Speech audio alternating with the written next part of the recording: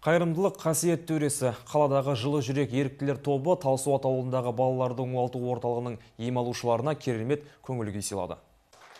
Еріктілер тобына топтасқан жан-жайсан қыз-жігіттер игі бастамаларға ұйытқы болып келеді. Олар жаңа жыл қарсаңында 200-дей сал ауруына шалдыққан балаларға сыйлықтар атып, қуанышқа бөлеген еді. Бұл жолы ерікті жастар Талсуат ауылында орналасқан балаларды оңалту орталығына келіп, жеткіншектердің көңілін көтерді. Мынау Сағатбек деген бала өзінің жылы жүрек командасымен келіп, үлкен шара өткізіп жатыр.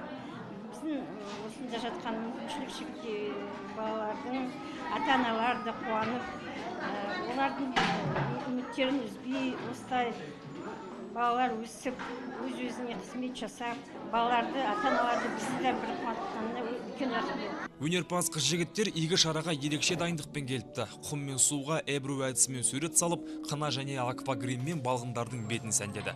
Еріктілер балаларға суда сурет салудың қыр-сырын үйретіп, құммен бейнелеудің құпиясын ашты. Ерекше өнерге тәнті болған ем алушылар керемет көңіл күйге бөленіп, шарадан айрықша әсер алды. Бұл іс-шараның негізгі мақсаты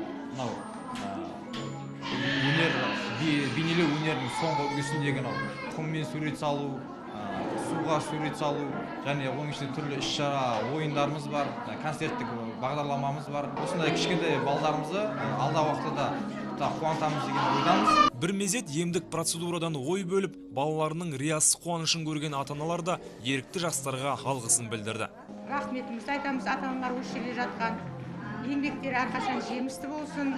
Оңалту орталығындағы балаларға барлық уақытта көмектерін көрсетіп, жақсы шаттықты көңіл күй сыйлап келе берсін деп тілейміз. Бүгін мен Ринат баламның туған күні, соған орай өткізіп жатқан іс-шараға мен көп Сағатбек бауырымызға көп алғысымды айтқым келеді. Балдарға кішкентайда болса қуаныш сыйлап жатқанына. Мұқтаж жандарға шынайы көңілмен мереке сыйлаған еріктілер тобы алдағы уақытта да балаларға жылулық ұялататын қайырымдылық шараларын ұйымдастыра бермек.